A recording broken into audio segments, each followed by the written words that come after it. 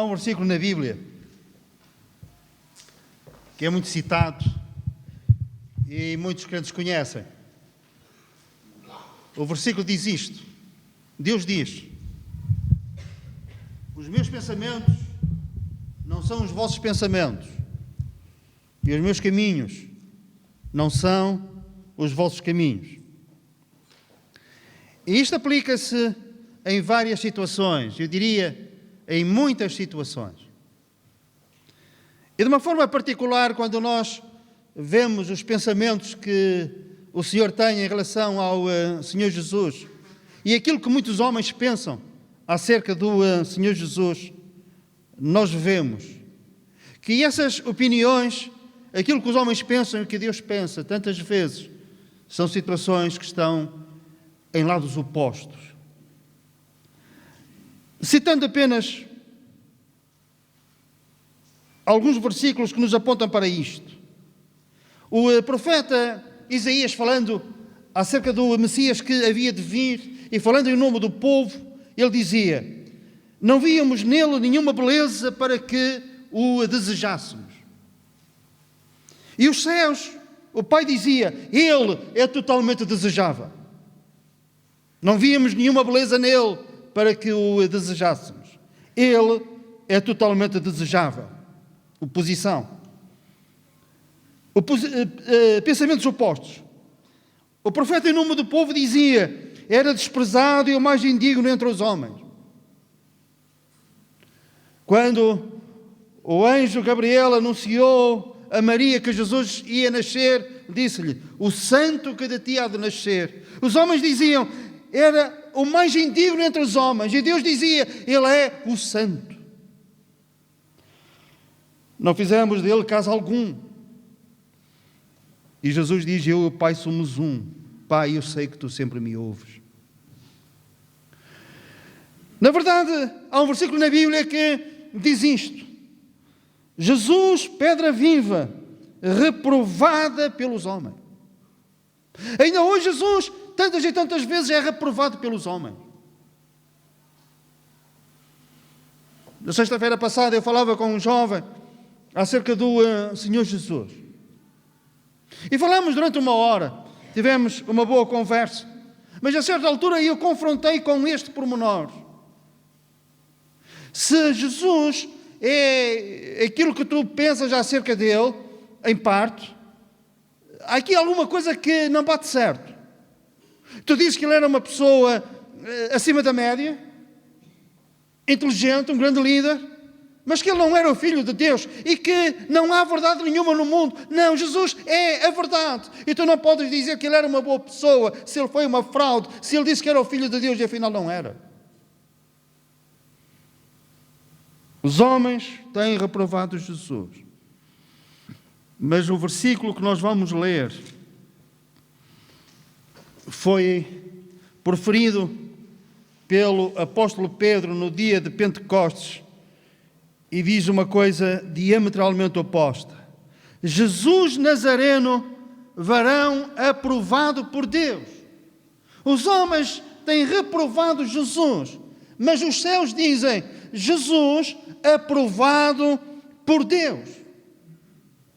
O que é mais importante? Nós muitas vezes nós cedemos aos conceitos e às opiniões dos homens a nosso respeito.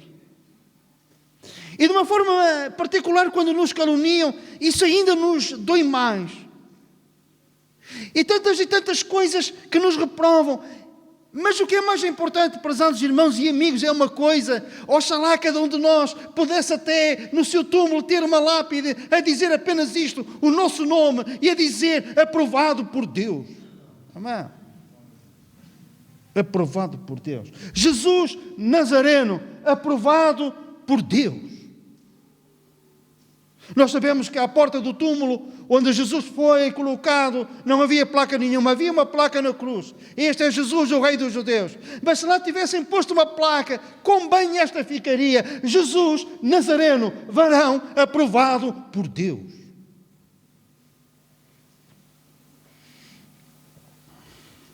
Para nós sermos aprovados temos que passar nos testes. Eu ainda sou do tempo que nas pautas tinha aprovado e reprovado. Agora usa-se outras coisas. Em vez de ser reprovado, é retido. É a mesma coisa, mas pronto, é retido. Está ali retido. Não sai dali.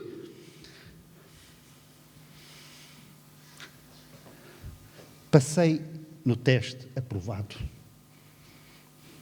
Quanto às profecias, Jesus foi aprovado. Nenhuma das profecias deixou de se cumprir. Os profetas tinham falado que o Messias que havia de vir iria ser isto, iria fazer aquilo, e tudo, ao mais ínfimo pormenor, no teste das profecias, Jesus foi aprovado. Quanto ao seu caráter,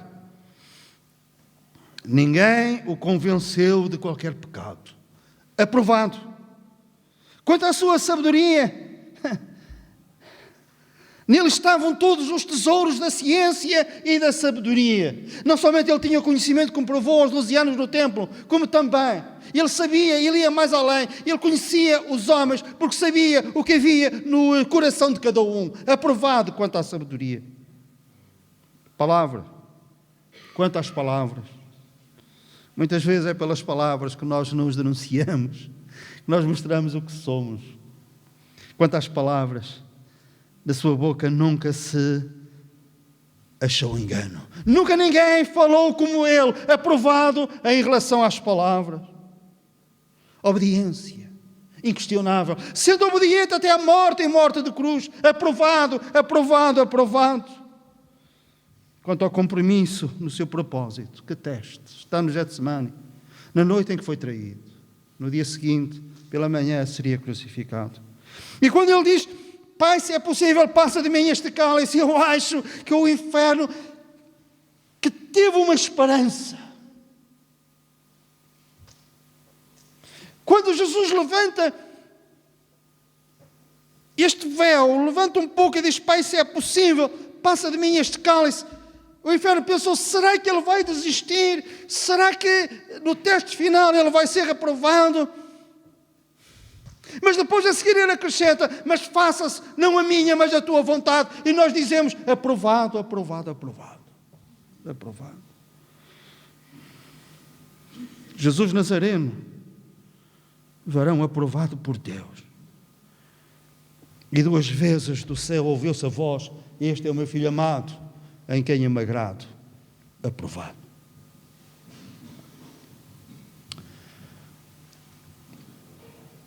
O apóstolo Paulo tinha uma preocupação e um medo.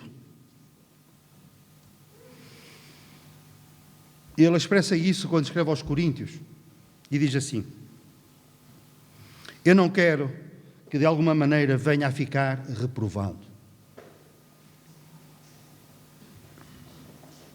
Se o apóstolo Paulo tinha este receio de, em certas áreas da sua vida, ficar reprovado, maior deve ser a nossa preocupação também para que não fiquemos reprovados em algumas coisas. Hoje quero-vos falar acerca de um homem cujo nome aparece uma vez na Bíblia.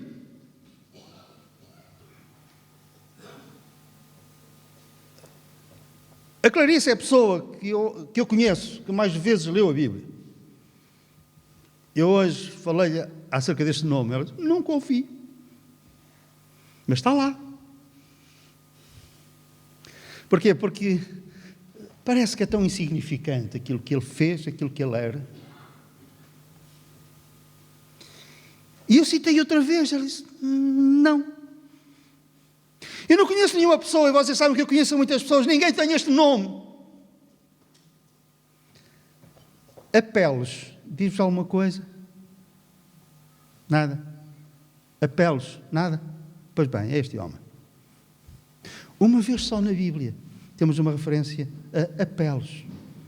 Eu perguntei à Clarice que não sabia pronunciar isto. Tinha receio de pronunciar mal. Ela disse: não, é assim que se pronuncia, ok. Apelos. Romanos 16:10. Apelos. Leiam comigo. Aprovado em Cristo. Não lemos mais nada acerca dele.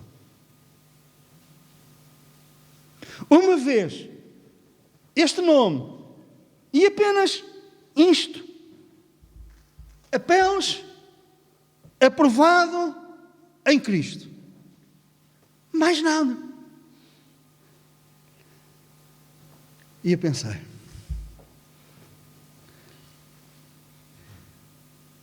se o meu nome no céu fosse pronunciado apenas uma vez por Jesus, e se ele dissesse apenas isto: Palmeiro, aprovado em Cristo, acham que precisaria de mais alguma coisa que o Domingos aprovado em Cristo, Rosa aprovada em Cristo e Lídia aprovada em Cristo? Era preciso mais alguma coisa?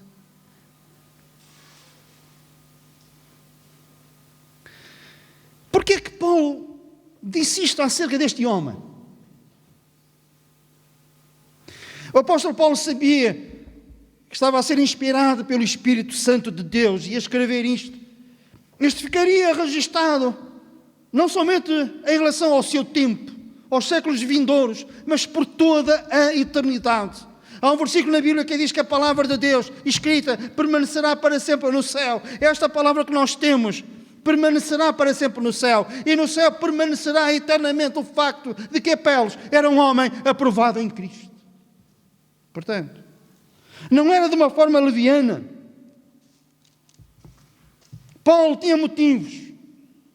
Não era uma pessoa que ele encontrou uma vez ou ouviu qualquer coisa acerca dele e depois escreveu: Apeles, deixa-me pôr aqui alguma coisa, aprovado em Cristo. Não, ele tinha motivos mais do que suficientes, com certeza, para fazer isto. Ele usou uma palavra grega para aprovado: dokimos. Apeles, dokimos em Cristo. Dokimos o que era? Quem era? Naquele tempo já havia moedas. Jesus, para exemplificar os seus ensinos, pegou numa moeda da tempestade e disse: de quem é esta ficha? Havia moedas. Mas também havia dinheiro falso, adulterado. Como é que havia dinheiro falso naquele tempo? As moedas eram de metal e havia pessoas que cunhavam moedas, mas roubavam no peso, na espessura, no tamanho. Não tinham lupas para ver.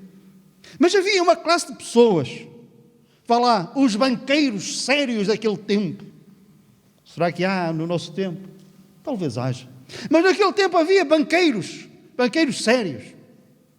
O peso da moeda era o peso certo. A espessura era certa. A qualidade era perfeita em relação às potencialidades daquele tempo. Eram íntegros. E sabem como é que as pessoas chamavam esses homens? Dóquimos. Pessoas íntegras, pessoas sérias, pessoas aprovadas. Então, Apeles, aprovado. Mas não era por causa dele, não era por aquilo que ele era por causa de Cristo. E ele tornou-se aprovado em Cristo. Não tinha aprovação própria, ele próprio não era perfeito. Ele próprio, com certeza, que também tinha falhas.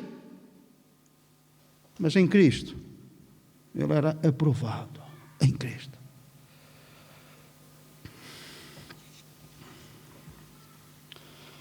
Se o apóstolo Paulo, se tivesse que pronunciar acerca da nossa pessoa,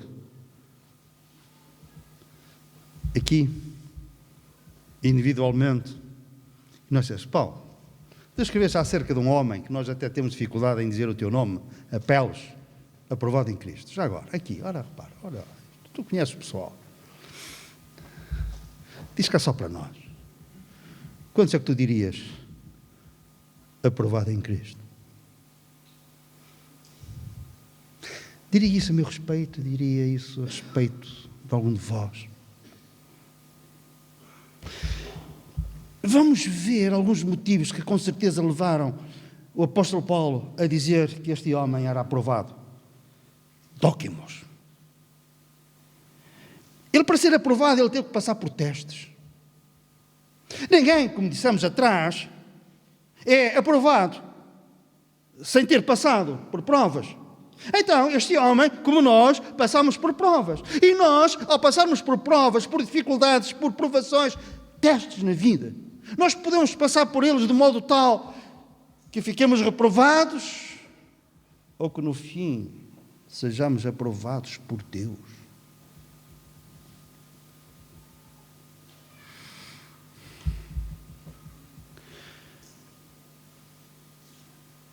Há esta possibilidade de sermos aprovados. Porquê? Porque estamos em Cristo. Que nos pode dar sabedoria, pode nos dar força, discernimento, sensibilidade em relação àquilo que está mal. Acende uma luz vermelha para nós pararmos. Quando é que vai ser feito o teste final, o exame final a cada um daqueles que estão em Cristo? Antes disso, e muito resumidamente, porque não queremos perder nenhuma oportunidade para uma vez mais falarmos acerca da salvação que há em Cristo. Em primeiro lugar, onde é que nós estamos? Nós, para sermos aprovados, temos que ser aprovados em Cristo. E a questão é, onde é que nós estamos? Nós estamos em Cristo.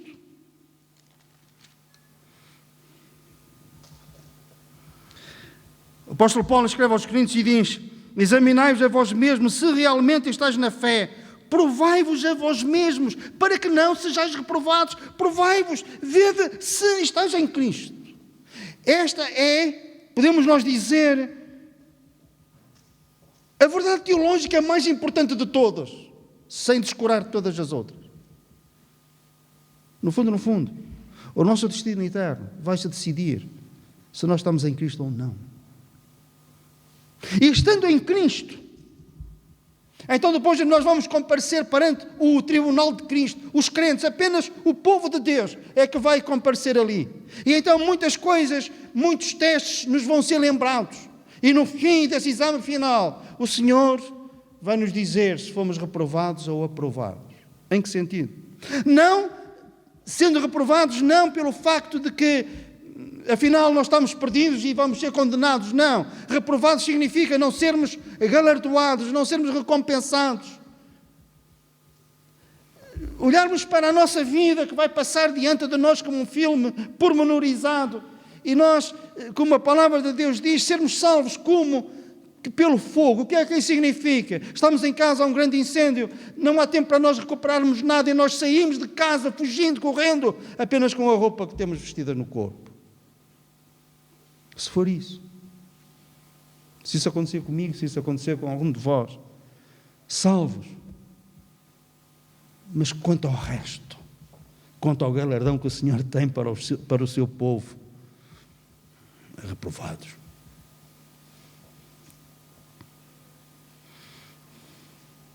Se nós não estamos em Cristo, nem ao exame nós vamos chegar.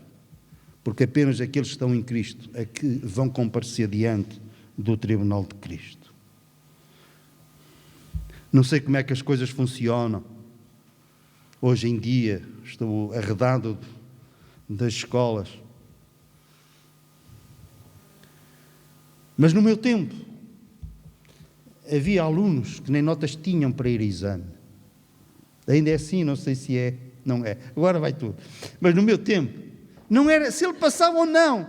Ele não tinha essa possibilidade, não tinha notas para ir a exame. Se nós não estamos em Cristo, não temos nota para irmos ao tribunal de Cristo a fim de o Senhor decidir se fomos aprovados quanto à recompensa ou não. Aquilo que está em Cristo, nova criatura é, as coisas velhas já passaram, eis que tudo se fez novo. E estar em Cristo é nós reconhecermos os nossos pecados e a suficiência da obra da cruz, feita pelo Senhor Jesus. Estar em Cristo significa que nós já lhe entregamos a nossa alma e a nossa vida, e o sangue dele derramado na cruz nos purificou de todo pecado. Estamos em Cristo.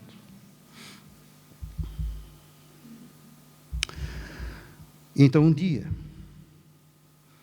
vamos comparecer no tribunal de Cristo. E o Senhor vai julgar algumas coisas que nós vamos falar só superficialmente, citando quase apenas. Ele vai julgar o teste das intenções do nosso coração, os motivos. O que é que nos leva a fazer as coisas? E temos base bíblica para falarmos assim, porque a palavra de Deus diz que Ele vai julgar as intenções do coração. Uma das coisas que mais me doeu durante estes 20 anos quase que nós estamos aqui, foi uma coisa que eu jamais esqueci.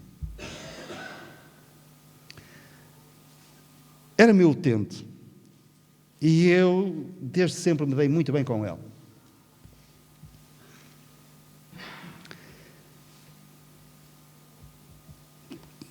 Incomodou com a maior parte dos meus utentes. Mas aquele, havia um certo relacionamento mais próximo. E um dia eu convidei-o para ele vir ao Centro Bíblico. Ele veio. Trouxe a esposa, um genro e a filha. E andou algum tempo aqui connosco. E depois deixou de vir. E falou a um outro casal de crentes que lhe perguntaram porque é que ele tinha deixado de vir. E ele disse: eu do Dr. Palmeiro eu já consegui aquilo que queria. É que sabem, aquilo que ele conseguiu, teria conseguido na mesma se não viesse ao Centro Bíblico. Teria feito o mesmo, não teria feito nada diferente. Era a minha obrigação fazê-lo. Não tinha mudado nada.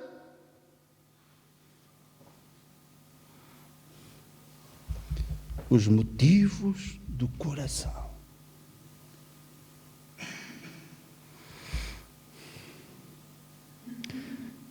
Os fariseus, uma das coisas que o Senhor tinha contra eles e dizia-lhes abertamente: hipócritas. E nós sabemos a linguagem dura que o Senhor usou. Sepulcros caiados, muito bem enfeitados por fora, mas podres por dentro. Jejuavam, e depois o que é que eles faziam? Punham cinza na cara para ficarem mais pálidos, mais pálidos. Oravam nas ruas, nas esquinas, para que todos vissem.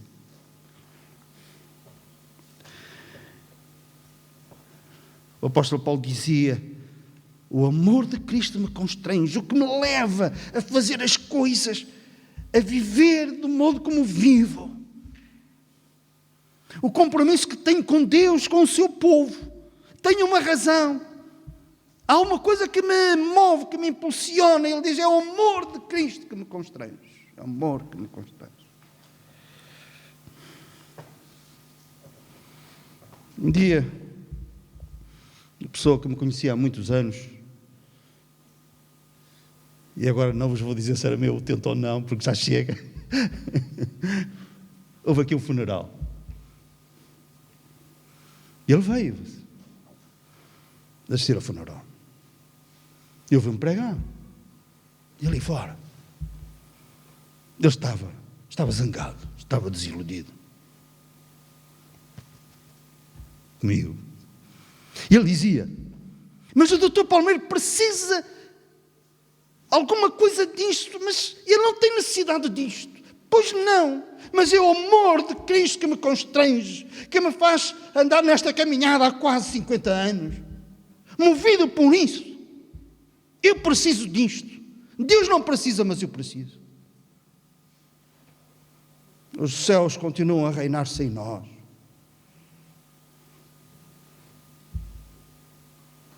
As nações para Deus são como uma gota de um balde. Imaginem um balde com água e alguém põe lá uma gota, mexe alguma coisa. O pó miúdo das balanças altera o peso. Alguém, antes de pesar alguma coisa, vai limpar os pratos da balança para que o peso esteja certo. O pó não faz mudar nada.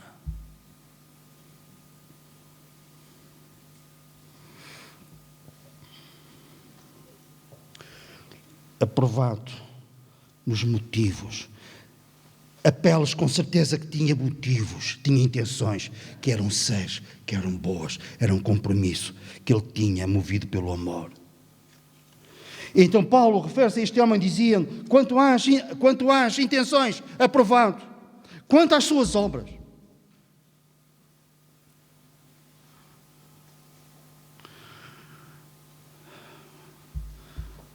Quanto às nossas obras, é assim. Há uma característica das obras aprovadas por Deus. As obras aprovadas por Deus são aquelas que permanecem. Um dos testes maiores é o teste do fogo. Teste do fogo. O ouro, para ser purificado, tem que ser levado ao fogo.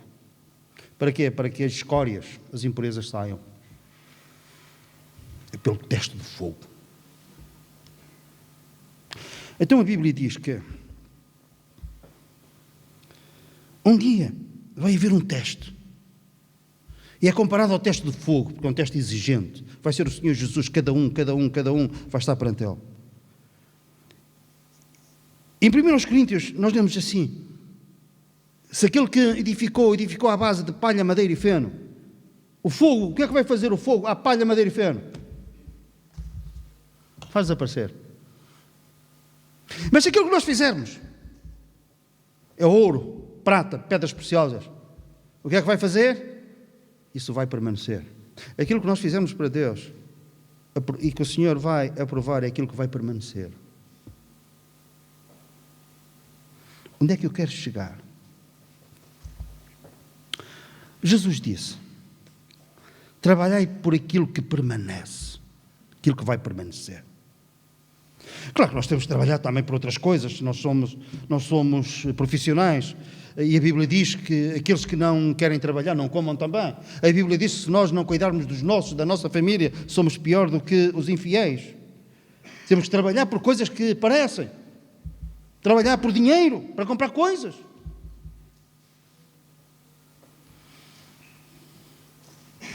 É uma necessidade. Mas o nosso maior investimento será aquele que vai permanecer para essa eternidade fora.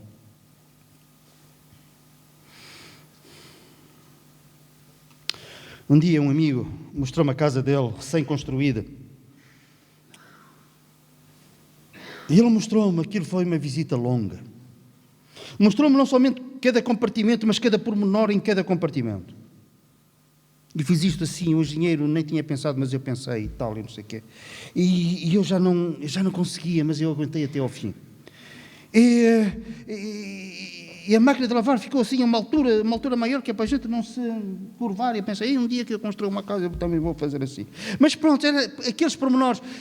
Eu acho que ele chegou ao fim daquela construção e disse: eu não ia alterar nada daquilo que fiz aqui. Eu, quando acabei de construir a minha casa, eu olhei e disse: se eu fosse construir uma casa, agora faria algumas coisas de modo diferente. E algumas coisas que saltam à vista. Mas agora, quando vocês lá forem, não estejam a ver o que é. Porque vê-se logo. O telhado de baixo, comparativamente com o telhado de cima, está assimétrico. Não se viu, ninguém viu isto. Mas voltando, no fim, disse: olha, isto realmente é um impacto. Teu cuidado. Já agora, uma coisa eu sei: se tu tiveres o mesmo cuidado em relação à tua alma, eu não tenho dúvidas, tu vais para o céu. E ele disse: mas quanto à alma, eu não tenho esse cuidado. Estava a trabalhar para aquilo que era legítimo, sim, mas que não vai permanecer, porque um dia não ficará pedra sobre pedra. O Senhor vai fazer não somente novos céus, mas também nova terra, e tudo o que está construído será desconstruído, será arrasado. Isso não quer dizer que nós não devamos ter cuidado com a nossa casa, e se tivermos um propósito um dia ter uma casa, tudo isso é legítimo. Mas o que vai permanecer é aquilo que nós fizermos para Deus ou em nome de Deus. Amém.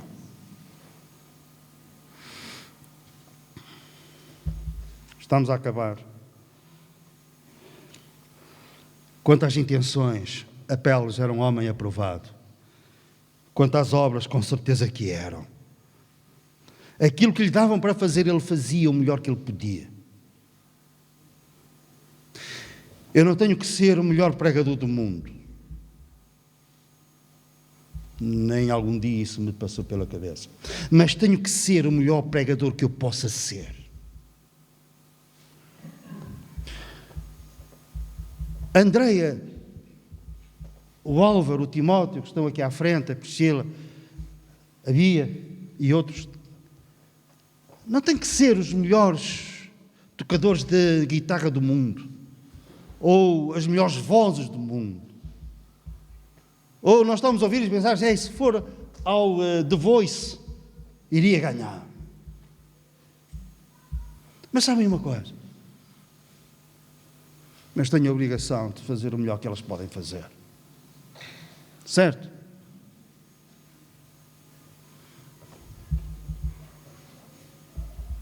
E isto pode ser aplicado em todas as outras situações da nossa vida. Não temos que ser os melhores. Mas a Bíblia diz que cada um deve fazer as coisas com a força que Deus dá. E se nós fizermos isto, um dia Ele vai nos dizer, este fez o que podia, e mesmo tendo feito pouco, seremos aprovados por Deus. Amém?